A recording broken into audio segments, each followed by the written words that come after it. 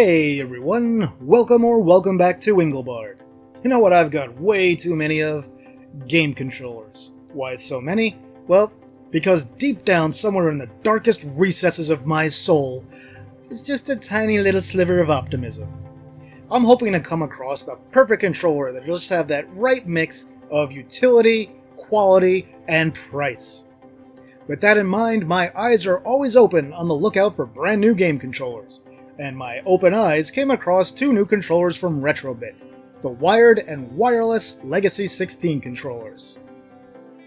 In this video, I'll be reviewing both of these controllers separately, because they're not quite as similar as you might expect. Now the standard disclaimer. I got these controllers through the Amazon Vine program. Now, they're not free, they count as income, so basically I paid for these things. Retro-bit doesn't have anything at all to do with this video, which will become readily apparent in just a few moments. I'll note here that both the wired and wireless editions of the Legacy16 come in black and light gray. I chose black for the wired controller and gray for the wireless. Let's take a look at the wired Legacy16 first. Now this controller design reminds me of something, but I can't quite put my finger on it. No, that's not it. Definitely not. I'm getting closer. Seriously though, these are obviously based on the SNES controller design. They've even got concave Y and X buttons and convex B and A buttons. Aside from those, there are some extra buttons on the face, the home and screenshot buttons for Nintendo Switch compatibility. On top of the controller, you'll find the standard L and R shoulder buttons, along with ZL and ZR buttons. When it comes to build quality, the Legacy16 wire controller feels relatively solid. Keep in mind, this is a budget controller. These things are only $20, so don't expect the thing to be built out of adamantium or anything like that. Nope, it's all mid-grade plastic, but it still feels pretty good. Retro-bit decided to bestow upon this controller the longest controller cord in the history of mankind. So obviously this has a permanently attached USB cable, which means, yeah, you've got to have a device with a USB port to plug it into. The Legacy16 also features various macros and button modes. Most importantly, you can switch between dinput and xinput by holding Start and B for about 5 seconds. You can also swap the AB and XY buttons, among a few other things.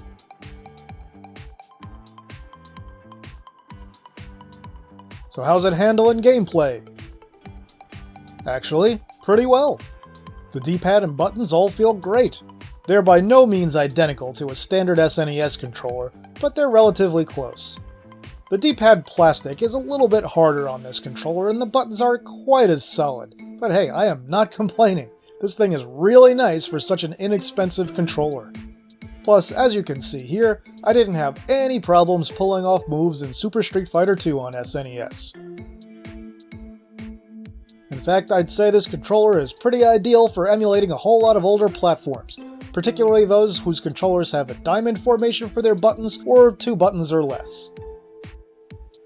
Well, I give up. What's the catch? Well, everything's not quite sunshine and rainbows. First off, let's talk about dinput mode. Using this on a PC while it's in dinput mode, the button configuration changes literally every time I remove and reinsert the controller, put my PC to sleep and then wake it up, or reboot. Every single time.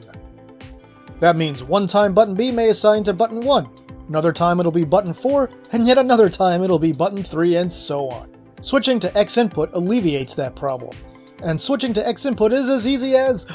Oh wait, did I say easy? I meant it hardly ever works! Sometimes no matter how hard or how long you hold the start and B buttons, the controller just won't switch modes. And you know what else? Anytime I put the computer to sleep and then wake it up, or power it on from being off, it either doesn't see the controller at all or it reads it as dinput. That's not exactly a ton of fun. Overall, the Wired Legacy16 is a really good but slightly flawed controller. Because it has no analog sticks, it's not meant for modern games, which is fine. As an emulation controller, this thing would be fantastic if it stayed in xinput mode or at least held consistent button assignments in dinput. So overall, I'm still going to give this controller a 4 out of 5, because using it is a pleasure. If they could just iron out the input and mode switching issues, I'd bump this up to a full 5 in a heartbeat. Next up, we've got this guy here, the Wireless Legacy 16. The design is a bit different with this one. It basically looks and feels similar to an 8-bit DOE SN30 Pro. It's not identical, but it's close, especially with the same stacked shoulder button setup. And, of course, we also get 2 analog sticks. The handy thing about this controller is that it comes with 2 2.4 GHz wireless receivers, a USB receiver, and an SNES controller port receiver, which is swell. I couldn't test the SNES receiver because my SNESs are currently out of commission. On the bright side, did I mention that the Wireless Legacy 16 comes with all this stuff and it's only $30? Well, I did now. Let's talk about the feel of this controller. Holding it in your hands, you can tell that it feels a little more hollow, especially when sometimes you press buttons and you can literally feel it vibrate. And no, this thing does not have rumble. The D-pad feels pretty good, it matches the wired version, the face buttons are great and have the same concave and convex setup as the wired version in a real SNES controller. The shoulder buttons are, well, not ideal. They're super thin, which makes it real easy to hit the wrong one by accident. I wish the shoulder buttons had used the same setup as the wired version of the controller. Finally, we've got the analog sticks. They're way too close to the center of the unit and it's uncomfortable to use them. You have to reach way too much compared to other modern controllers. They're also really small and don't feel as solid as the ones you'd find on most new controllers, including even cheap third-party ones. Thus far, the Wireless Legacy 16 hasn't made a great impression, but how well does it work for games? Let me tell you a tale of one controller with 2 personalities. Our story begins with a wireless receiver that's in a USB port with no other wireless devices anywhere in the area. In that circumstance, the Legacy 16 works pretty well, but still falls prey to a smattering of missed or delayed inputs. For the most part, it's usable and provides an okay but not great experience. But if you use any other 2.4 GHz receivers or transmitters anywhere near this thing, a monster rears its ugly head. And that monster's name is... interference. Using the Legacy 16 near any other 2.4 GHz devices drops the range to approximately, 0. In this situation, any input you provide is a suggestion at best and ignored at worst. In between those extremes, we have a little something I like to call freelancing. The controller will just pretty much decide to keep going in one direction or keep pressing one button until it just stops eventually. In the end, the experience is okay if you've got no interference, and hideously awful if you've got any at all. I know what you're thinking. Hey idiot, why didn't you just plug it in? First of all, how dare you? Second of all, and get ready for this one, this controller doesn't work wired. That's right, if you plug it into something, it charges, but that's it.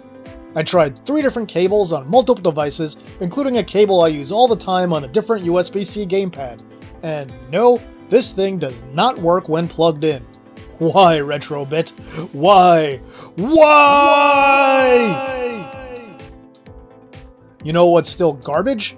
Trying to switch input modes. It's just as bad on the wired controller, so good luck switching to or from xinput. Let's talk turkey. The Retro-bit Wireless Legacy 16 controller is kind of a disappointment. It's got the worst interference problem I've ever seen on a 2.4 GHz device, and without interference, it's just kind of acceptable, with minor input misses and some lag. The hollow feel, weird shoulder buttons, and subpar analog sticks don't help matters. Since I don't do half points here, I'm going to rate it a 2 out of 5. The receiver firmware is updatable, so if Retro-bit puts out a newer firmware that fixes the performance, I'd be happy to reevaluate this in the future. So tell me, do you have either of the Retro-bit Legacy 16 controllers? What's your opinion on them? Do you like them? Better yet, what is your absolute favorite modern retro-style game controller? I'd love to hear all about it in the comments. Now that'll do it for this video, my retro gaming friends. If you enjoyed the video, please toss it a like and share it. If you haven't yet, please subscribe to the channel and hit that notification bell. With that, I'll say thanks for watching, and see me later.